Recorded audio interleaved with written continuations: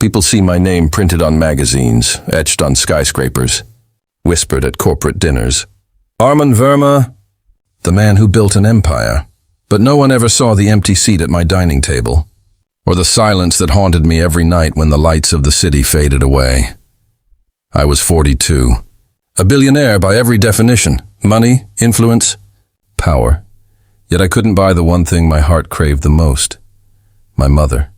She'd gone missing when I was just 14. It happened on a cold December evening. We were poor then. She worked double shifts at a textile mill, and I used to wait for her near the railway tracks after school. One day she never came back. The police found nothing. Some said she had fallen victim to trafficking. Others whispered she had left us. But I never believed that. My mother wasn't someone who could leave her child behind. That pain became my fuel. I promised myself that one day I'd become powerful enough to find her. But years turned into decades. Somewhere in my chase for success, I buried my heart under contracts and signatures. Until that day. It was a rainy Thursday.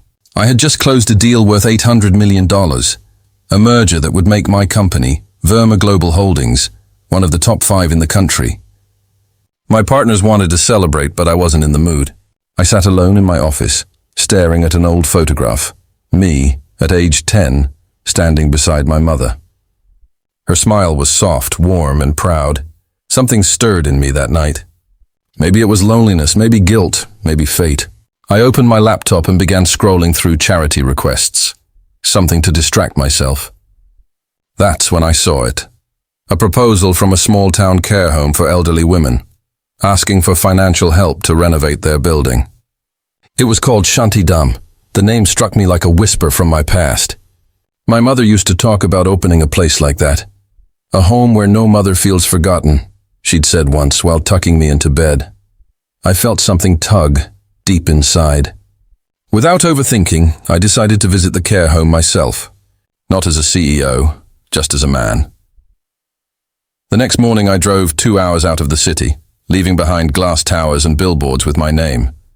The countryside air felt different, raw, honest, full of memories I thought I'd buried. When I reached the care home, I was greeted by a young woman at the gate. She couldn't have been more than 26. Her hair was tied back neatly, and she wore a simple sky-blue kurta. Her eyes carried both kindness and exhaustion, the kind you only see in people who give more than they receive. "Good morning, sir." "I'm Meera," she said with a polite smile. "You must be the donor, Mr. Armaan Verma?" I nodded. "Yes, but please, just call me Armaan." She seemed a little surprised by the informality, but smiled warmly. "We're honored to have you here, sir. Please come in." As we walked through the small compound, I noticed the simplicity of the place. There were potted plants lined along the corridor, the scent of jasmine in the air, and the distant laughter of old women playing cards under a banyan tree. Meera explained everything, the challenges, the shortage of funds, the needs of the residents. But what struck me wasn't her words, it was how she spoke. With sincerity, with heart. She wasn't doing this for a paycheck. You could tell she cared. And then, as we turned a corner, I froze. An old woman sat near the window in a wheelchair, knitting a small woolen shawl. Her silver hair shimmered in the sunlight. There was something in her face. Something that made my heart race. Her eyes. Even after all these years, I could never forget those eyes. Who is that woman?" I asked, my voice barely steady. Meera looked at her. "Oh, that's Mrs. Shanta. She's been with us for 6 years. She doesn't talk much about her past. A kind soul, though. Always praying for her son. I couldn't breathe. My knees went weak. My mother's name was Shanta, too," I whispered, stepping closer. The old woman lifted her eyes. For a second, time stood still. Her wrinkled face changed. Her eyes widened. Her lips trembled. Armaan?" she murmured, as if afraid it was just another dream. My heart exploded. "Ma, and then?" she cried. Not the soft tears of sadness, but the kind that come from recognizing a piece of your soul that you thought was lost forever. I knelt beside her, holding her hands that once held mine when I was too small to cross the street alone. "Ma." "It's me, I'm here," I whispered, my voice breaking. She cupped my face with trembling fingers. I prayed. Every day that I would see you again before I die. Tears ran down my face. For the first time in 30 years, I wasn't a billionaire. I was just a son. Finally home. After a long embrace, Meera quietly stepped away, giving us privacy. I noticed how gentle she was. The way she softly closed the door behind her. The way she smiled, despite her tired eyes. My mother told me pieces of her story. How she had fainted near the train station after her shift that night and was taken by strangers to a hospital far away. When she regained consciousness, her memory was weak, her documents gone. She never found her way back. A local charity brought her to this care home years later. I listened, broken and whole at the same time. When I asked how she had survived, she smiled faintly. "Because of Meera," she said. "That girl. She treats me like her own mother. When I cough, she stays awake all night. When I pray, she sits beside me. God sent her to me when I had no one." I looked at the door through which Meera had just gone out. Something stirred in me, a quiet respect, an unspoken warmth. My mother's words echoed in my heart. She treats me like her own mother. That night, as I left the care home, the city lights didn't feel so bright anymore. For the first time, I felt something I hadn't felt in years. Peace. But I didn't know then. That peace was only the beginning, because Meera, the girl who had cared for my mother, was about to change my life in ways I could never have imagined. That night I couldn't sleep, even after returning to my penthouse. Surrounded by glass walls, city lights, and the quiet hum of wealth, my mind was still inside that care home. In that small room where I had held my mother's trembling hands for the first time in decades. And when I thought about her, I thought about Meera. That young woman's face wouldn't leave my mind. There was a light in her eyes, not the kind that comes from happiness, but from kindness. A rare kind of strength that money can never buy. I sat near the window, a cup of untouched coffee on the table beside me. My reflection in the glass looked tired, almost hollow. For years I had believed that money could fix anything, but last night proved me wrong. My billions had never found my mother. Fate, and a girl named Meera, did. The next morning I called my secretary. "Cancel all my meetings for the week," I said. "Sir, you have a major conference with the European investors." "Cancel it," I interrupted softly. "Tell them family comes first." The truth was, I didn't want to lose another second away from her, from them. When I reached the care home again, Meera was in the garden helping an elderly lady walk in the morning sun. She looked surprised to see me. "Mr. Verma?" she asked, brushing a strand of hair behind her ear. "You came back so soon?" I smiled. "I had to. My mother said you take better care of her than I ever could." She smiled, a little shyly. "She's a lovely soul. She prays for you every morning." I followed her inside as she poured me some tea. There was nothing fancy. Old ceramic cups, chipped slightly on the rim, and the faint smell of cardamom. Yet somehow it felt warmer than all my boardroom coffee and crystal glasses combined. I watched her move around, calm, graceful, completely immersed in helping others. I'd seen ambition, arrogance, charm, but never devotion like that. "Why do you do it?" I asked finally. "You could be anywhere else. Working in a hospital, earning more. Why stay here?" She paused, then looked at me with those deep brown eyes that carried more truth than words ever could. "Because, sir, someone once cared for me when I had no one. Now it's my turn." There was something about the way she said it, quiet, steady, like it came from pain she had already made peace with. As days passed, I started visiting often.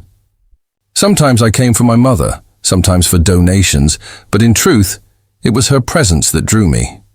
She never treated me like a millionaire. She never seemed impressed by my car, my clothes, or the staff that followed me. Once, when my phone rang during lunch, she even said politely, "Sir, you might want to put that away. These ladies deserve your full attention." It was the first time anyone had spoken to me like that in years.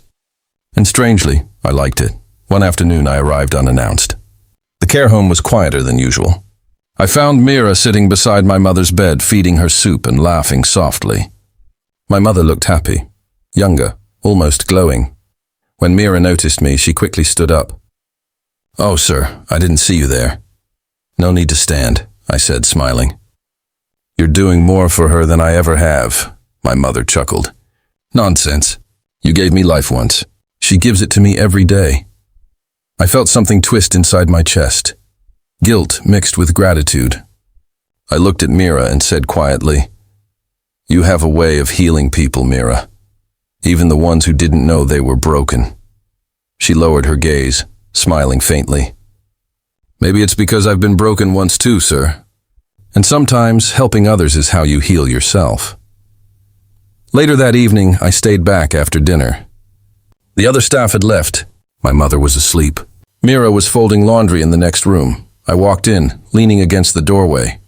"You never told me your story," I said softly. She stopped, then smiled faintly. "There isn't much to tell. Try me." For a moment she hesitated. Then, slowly, she spoke, her voice calm but filled with memories. "I grew up in a small village. My parents died when I was 15. An accident. I came to the city, worked as a maid, then trained as a nurse. When I joined this care home, I had nothing, no family, no home. But these women, they became both, especially your mother. She reminds me of my own." She looked up, her eyes glistening softly. "So when I take care of her, it's like I'm taking care of the mother I lost." I didn't say anything for a while. I just stood there, realizing that fate had somehow brought together 3 broken hearts. Mine, my mother's and hers, to heal each other.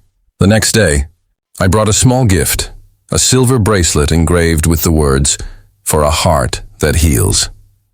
When I handed it to her, she hesitated. "Sir, I can't. It's not from a millionaire," I said. "It's from a son who owes you more than he can ever repay." Her eyes softened, and for a brief second I saw something flicker there.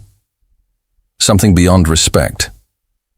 A quiet warmth neither of us dared to name. Days turned into weeks. I found excuses to stay longer. My board members began to whisper about my distractions, but I didn't care. Every evening at Shantidam felt more meaningful than a lifetime of boardroom victories. Sometimes, I'd find Meera humming while cooking for the elderly. Sometimes she'd sit by my mother and read to her, and sometimes she'd look at me, only for a second, and then quickly look away. My mother noticed it before I did. One afternoon, as I was adjusting her pillow, she smiled mischievously. "She likes you," she whispered. I nearly dropped the pillow. "What?" "She does," she said, laughing softly. "And I can see the way you look at her too." "Ma," I began, flustered. She placed her hand on mine. "Son, when a woman cares for your mother with her soul, don't ever let her go. Money fades. Hearts don't." I couldn't speak, but her words stayed with me long after I left that day. That night, I looked at my reflection again. The same man, same suit, same wealth. But something inside me had changed. For the first time in my life, I wasn't thinking about business deals or investments. I was thinking about a girl in a sky blue kurta, who smiled at strangers and prayed for people who'd never thank her. And somewhere deep inside, I knew. She wasn't just the girl who cared for my mother. She was the one who had quietly started to heal me.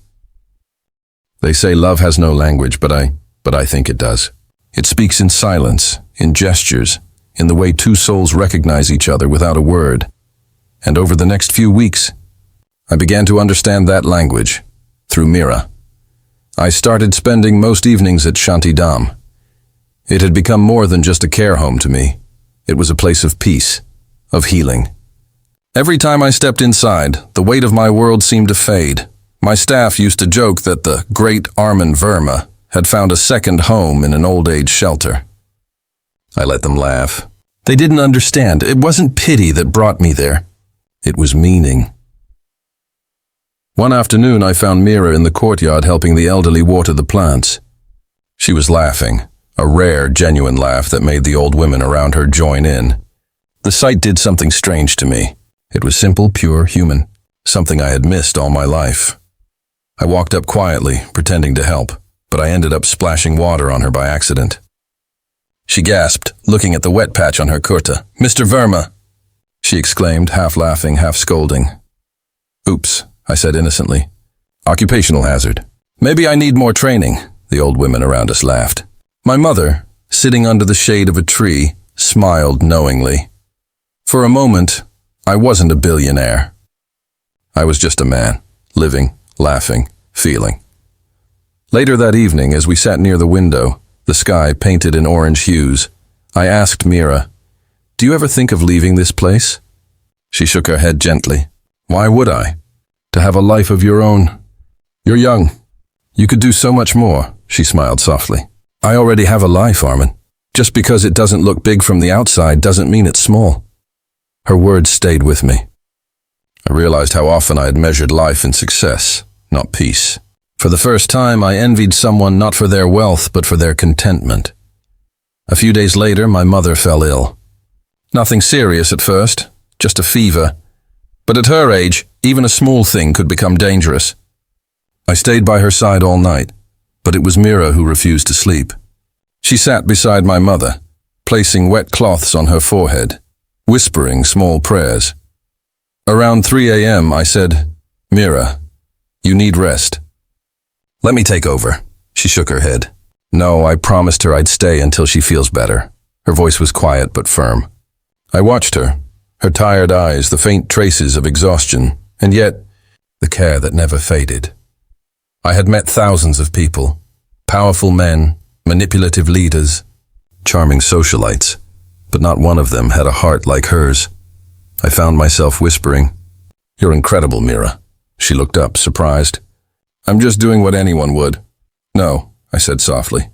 "Not everyone would. That's what makes you different." She looked away, her cheeks turning faintly pink in the dim light. By morning, my mother's fever had broken. She smiled weakly and said, "You both look like angels watching over me." Meera laughed nervously. I smiled, but deep inside, her words meant something more than she realized.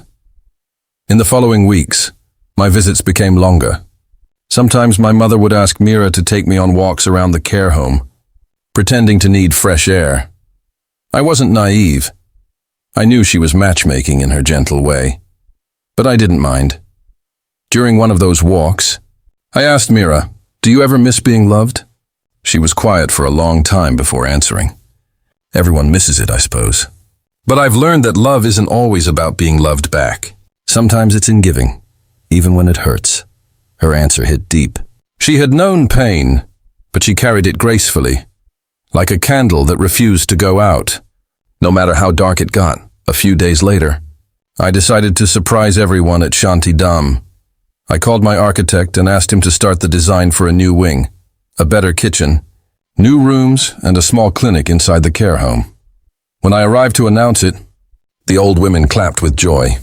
My mother's eyes filled with tears. But Meera, she stood quietly in the back, her expression unreadable.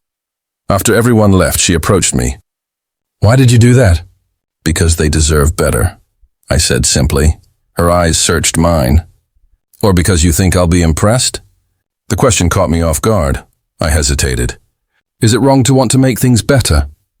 She sighed. "Not wrong, but sometimes people like me are afraid of accepting kindness from those who have too much of it to give." I didn't understand it then. But later that night, her words echoed in my mind. Maybe she was afraid, not of me, but of what my world represented. Money, power, a life far from her simplicity. A week passed. I got busier with my mother's treatments and meetings, but something felt missing. I hadn't seen Meera around as much. Finally, one evening I found her sitting alone behind the care home, near the old banyan tree. She was quiet, her face hidden in her hands. "Meera?" I called softly.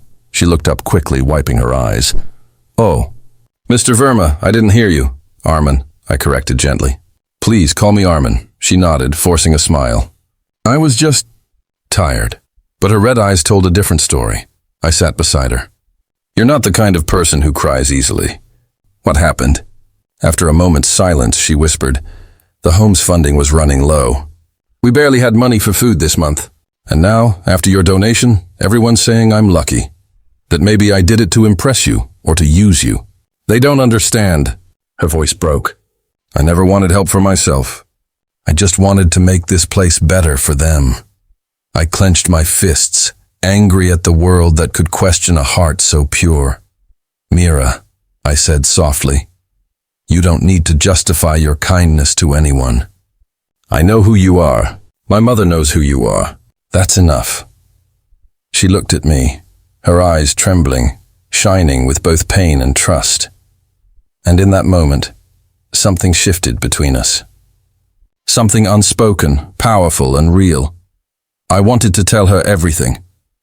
How much she meant, how her presence had changed my life. But I didn't. Not yet. Sometimes.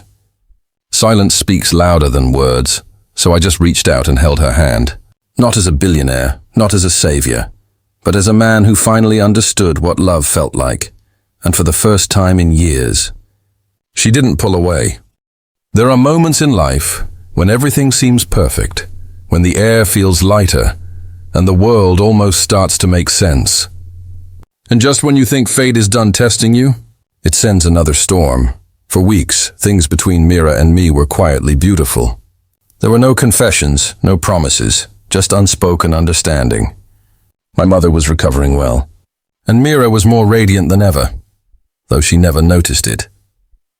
But peace, I've learned, is fragile, especially when others begin to notice it too. It started on a Tuesday morning. I was at the care home, sitting beside my mother while she read her prayer book. The door opened, and one of the junior nurses entered hurriedly. Her voice trembled as she said, "Sir, there's a reporter outside asking for you." My brows furrowed. "A reporter?" "Yes, from City Times. They said they have questions about your charity connections."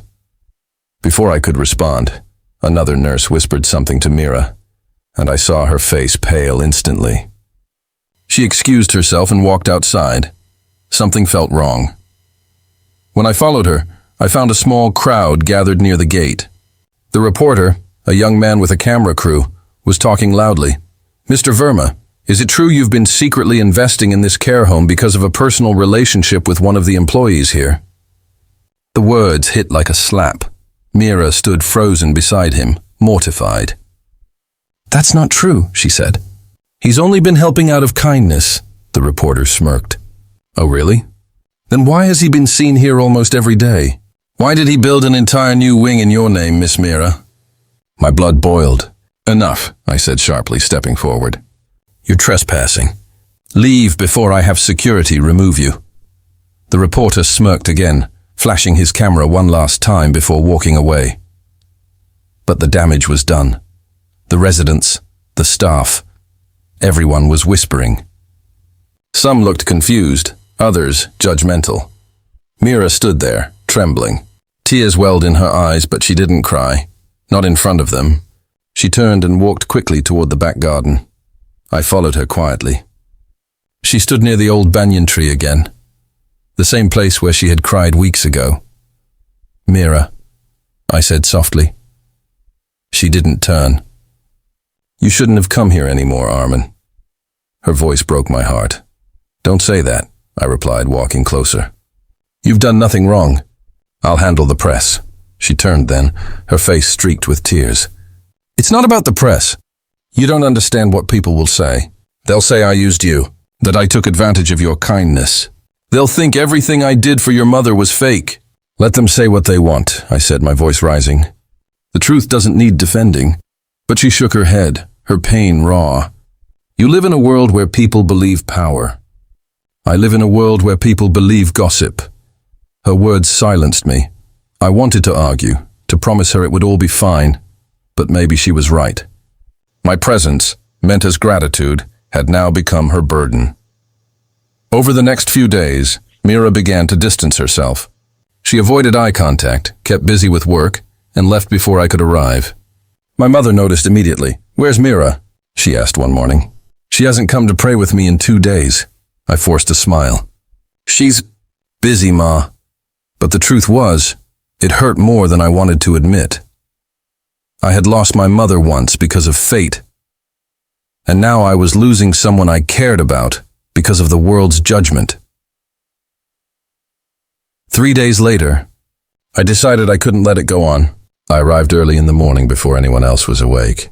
The air smelled of wet soil after last night's rain. I found Meera cleaning the corridor alone. She looked startled to see me. "You shouldn't be here this early." "I needed to talk to you," I said gently. "Please, Meera, don't push me away because of a few rumors," she sighed, gripping the mop handle tighter. "You don't understand, Armaan. I worked my whole life to build respect here. And now, in one day, people look at me like I've done something wrong." "You haven't," I said firmly. "But they think I have," she whispered. "And maybe they're right. Maybe I crossed a line without realizing it." Her words cut deep. "What line?" "The one between gratitude and something else," she said, her voice trembling. "You belong to a world I'll never fit into. Your friends, your business partners. Do you think they'd ever accept someone like me?" I stepped closer, my voice quiet but steady. "I don't care what they think. You were there for my mother when I wasn't. You gave her love when I couldn't. You made me remember what it means to be human again. Don't tell me that doesn't matter." Her eyes softened for a second, but she quickly turned away. "It matters too much," she whispered. "That's the problem." And before I could say anything more, she walked away. That evening, I sat beside my mother, who had already sensed everything. "She's hurting," my mother said softly. "Not because of what people said, but because she doesn't think she's worthy of you." I looked down, my chest tight. I don't want her to feel that way. I'd give up everything if it would make her believe me. My mother smiled faintly. "Then do it. Sometimes love isn't about words, Armaan.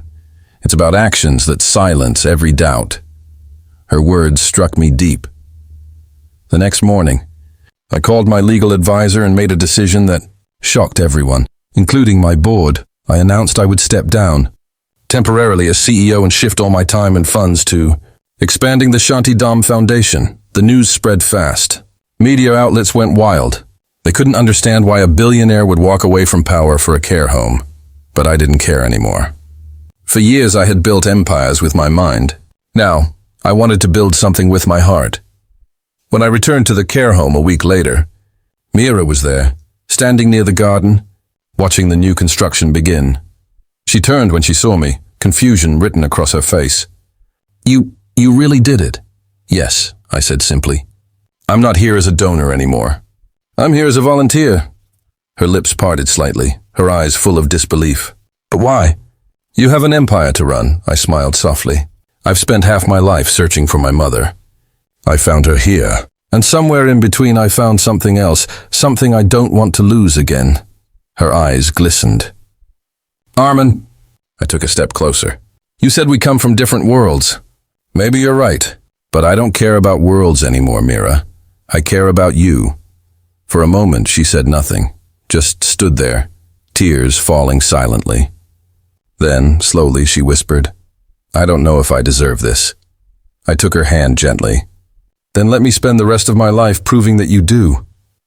The rain began to fall again, soft and slow, like a quiet blessing. My mother watched from the window, smiling through her tears.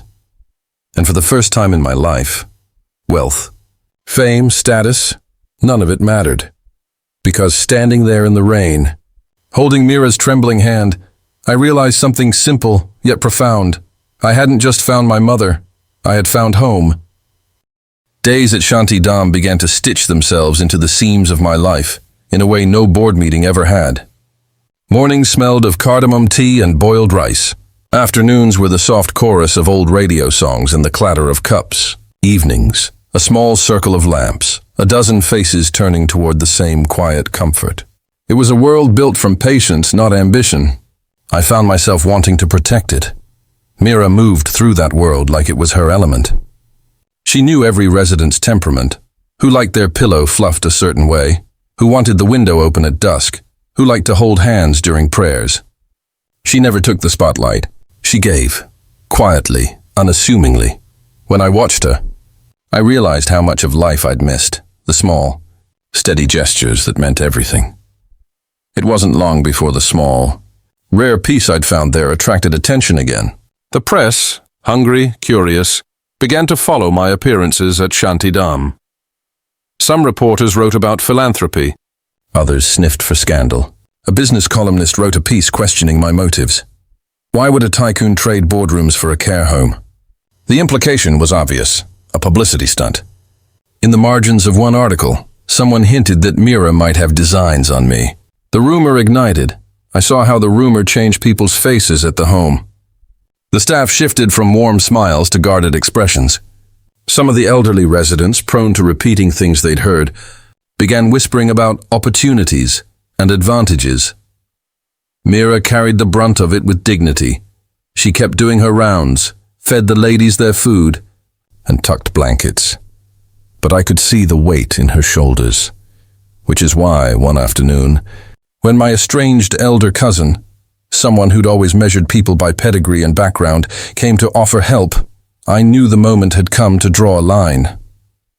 He arrived in a black suit and a glossy car, his jaw tight. He greeted me with perfunctory charm, then turned his gaze toward Meera, sizing her up the way vultures size an unguarded carcass. "You really expect us to accept this?" He said in a lower voice when I brought him to the garden, where Meera was helping Mrs. Shanta with her knitting. "A care home is good for the brand, but getting too close to the staff, that's risky, Armaan. People will talk. Board members will panic. Your mother could be used as a wedge." I felt hot anger pulse through me. "She treats my mother like her own," I said. "She didn't ask for anything. She hasn't asked for a penny. If anyone has to be judged here, it's the people who made my mother vanish so many years ago. Not her." He leaned in, voice low and cold. "You don't understand how people work. Hearts don't belong in the boardroom." "Then they shouldn't belong in your world," I told him. "I've found something more valuable than the approval of people like you." He walked away, offended. His presence left behind the stale smell of disapproval. But his words had a ripple. Meetings followed.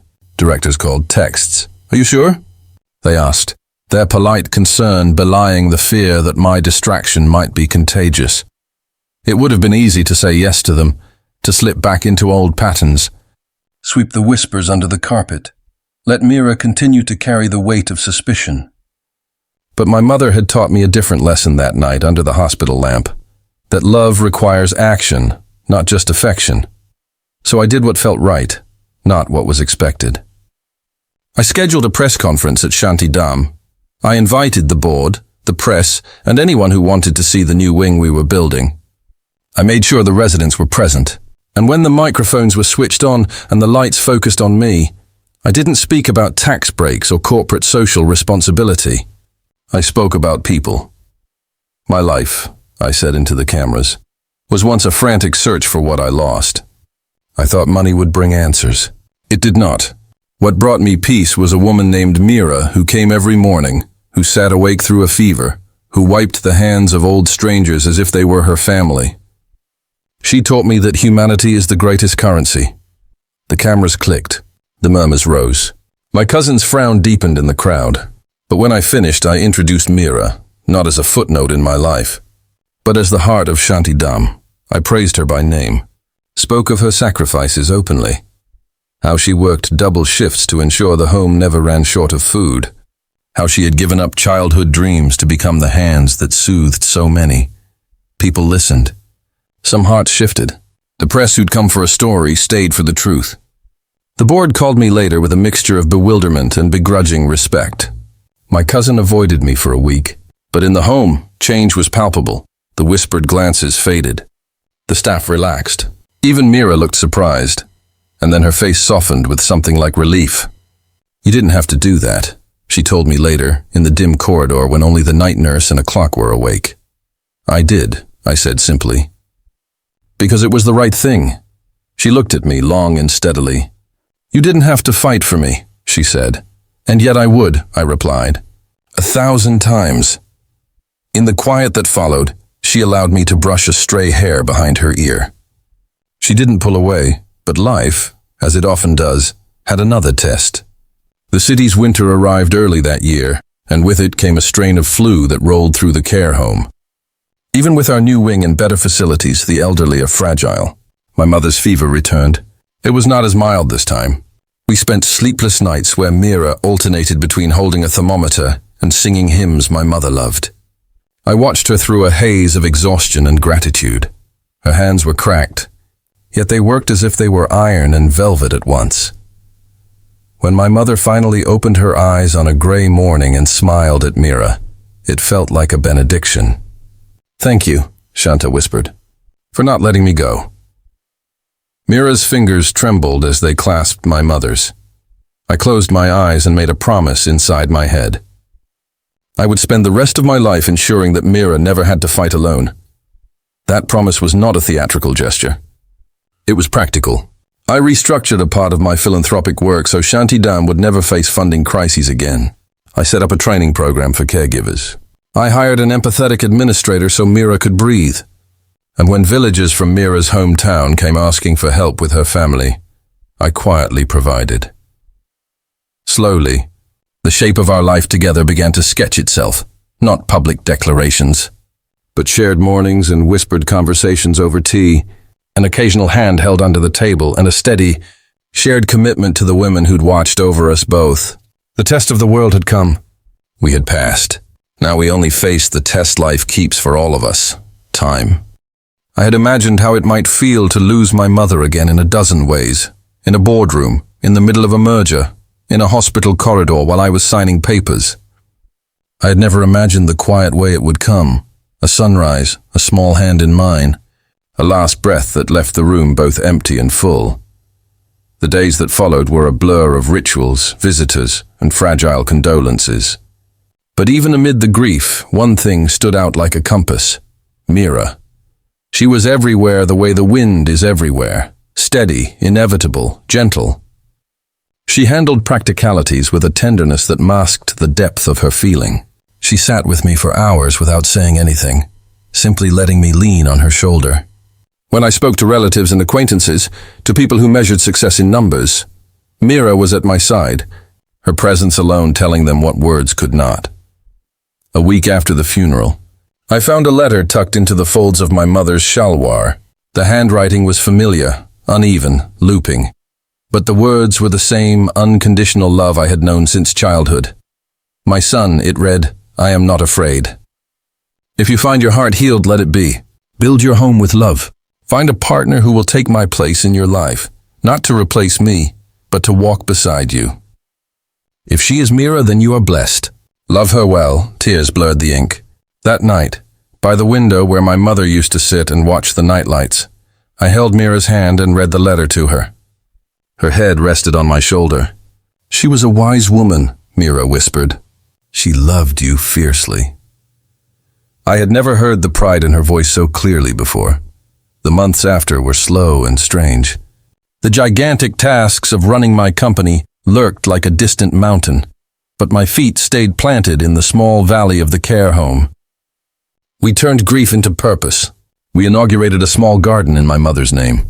We began a scholarship program for girls from Meera's village who wanted to study nursing. Meera taught classes. I learned how to plant roses without killing them. Our days were steady. And then, on a cool autumn evening, when the sky was brushed with the soft violet of dusk, I planned something simple. I wanted it to be private, close, the kind of moment my mother would have approved of. Intimate, honest, unguarded. We went to the small hill outside the home where my parents used to sit. The bench where we had once sat with Shanta was polished and newly painted, flowers planted around it. I had asked the gardener to keep the evening clear and the staff distracted. We walked slowly. Meera's hand fit mine like it had always belonged there. At the top of the hill, the city lights twinkled like distant stars. I turned to her. Her face was lit by the dying light. And I thought of every quiet hour she had given my mother. Every night she had spent awake, the steadiness of her hands, the way she had given me back the language of heart. "Meera," I said. My voice was small in the wide world. "You came into a house full of ghosts and turned it into a home. You bled for strangers and called them family. You gave my mother peace. You gave me back my place in the world." She looked at me, eyes shining. "Armaan, I don't have vows written by a priest in the language of a parish," I continued, smiling despite the quiver in my throat. "But I have a lifetime I want to spend with you. I have the promise to protect, to cherish, to stand in front of the world for you the way you stood in front of my mother. Will you marry me?" For a suspended second, she was silent. The world seemed to hold its breath. Then the tears she'd been holding since my mother's funeral broke free, and she nodded hard, laughing and crying at once. "Yes," she sobbed. "Yes, Armaan, I will." We didn't need a grand hall or a band of musicians. We were surrounded by the people who mattered, the women whose hands she had held, the staff whose days she had brightened. My closest friends who'd come to witness the quiet miracle of an ordinary life made extraordinary. We married at Shanti Dham under a canopy of marigolds and soft lamps. My mother's favorite hymn played softly in the background. Meera's village women sang, and the old ladies wore their best shawls. It was intimate and messy and perfect. In the years that followed, we built the home my mother had once dreamed of. Not with marble or chandeliers, but with classrooms, a health clinic, and a small library. We raised children who grew up swinging on the banyan tree and learning to measure life in acts of kindness. I returned to the world of business, but differently, with balance in my chest and a purpose that outshone the old hunger for trophies. Sometimes, late at night, I would walk past the old room where my mother had slept and see Meera there with a blanket over her knees, reading aloud to a woman who had trouble hearing. I would stand in the doorway and watch, heart full. The boy who had once sworn to find his mother had found so much more. He had found a home. If there's one thing I learned from losing and finding my mother, it's this. The quiet, faithful hands that stitch the lives of others back together are the true inheritance. I inherited wealth, yes, but the greatest inheritance was Meera, her patience, her courage, her undemonstrative love. I keep my mother's letter in a small box on the mantel. On mornings when the world feels loud and old habits call, I read the looping lines and remember the promise I made, to protect the simple heart that saved us both. And every evening, when the lamps are lit and the women at Shanti Dham pray, I hold Meera's hand and whisper, "We did right." "Ma!" Then I kiss the top of Meera's head and feel, finally, that I am exactly where I was always supposed to be.